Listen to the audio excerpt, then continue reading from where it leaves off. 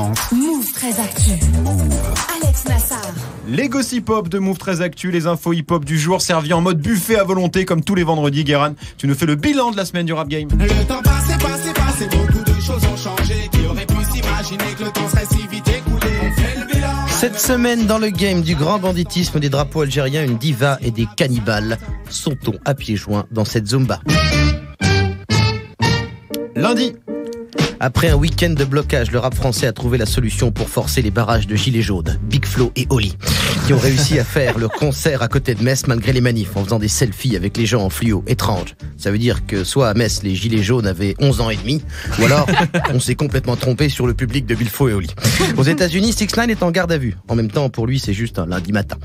Sauf que là, il a été arrêté par le FBI, qui a sûrement classé ses cheveux comme arme de destruction massive et qui le soupçonne d'être membre actif d'un gang archi-violent. En une nuit, 6ix9ine est passé de troll à teinture à Redouane Faïd. Et Big Flo et Oli sont un groupe financé par le Diesel et les lobbies. Putain, on est que lundi. Mardi. C'est le concert événement, les 20 ans du meilleur album de Lauryn Hill à Paris-Bercy. Tous les fans sont au rendez-vous, pas de bol. Lauryn Hill a pas reçu l'invite. 2 heures après le début du concert, un DJ joue encore du son comme à la crémaillère de ton pote Mathieu qui a téléchargé la playlist Spotify Shake Ton Booty. À 23h, on a atteint le point Sean Paul. C'est le point Godwin des platines.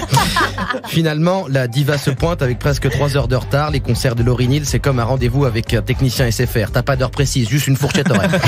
6ix9ine est inculpé pour l'association de malfaiteurs, sans lien avec son coiffeur, mais aussi attaque à main armée, racket et extorsion. Dans 2 jours, on va nous dire que c'est lui qui a inspiré le personnage de Tony Soprano. Mercredi. Après sa conférence à Sciences Po, Fianso est invité d'honneur à l'ambassade d'Algérie. Il devient chargé de mission pour promouvoir les jeunes artistes algériens. Sofiane est tellement influent que dans 2 jours, il va rouler avec une voiture munie d'une plaque diplomatique personnalité. 93, Empire diplomatique.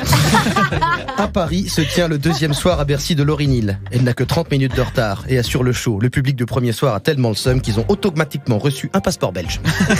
Jeudi. 6ix9ine est transféré dans une prison, celle où sont placés les détenus prêts à collaborer avec la police. Bim, en 4 jours, il est passé de petit troll mal coiffé à parrain pour finir à la case. Poucave, on dirait la carrière de Mathieu Valbuena. Et vendredi. Husky, un rappeur russe, risque 15 jours de prison pour apologie du cannibalisme suite à une rime sur de la viande qui sent la momie. Heureusement que 6ix9ine n'est pas russe, on l'aurait ligoté avec ses cheveux. Ce qui conclut une belle semaine de merde, mais la prochaine sera pire. Et oui, parce que c'est toujours pire de toute façon.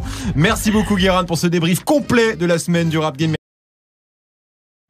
Tu es connecté sur Move.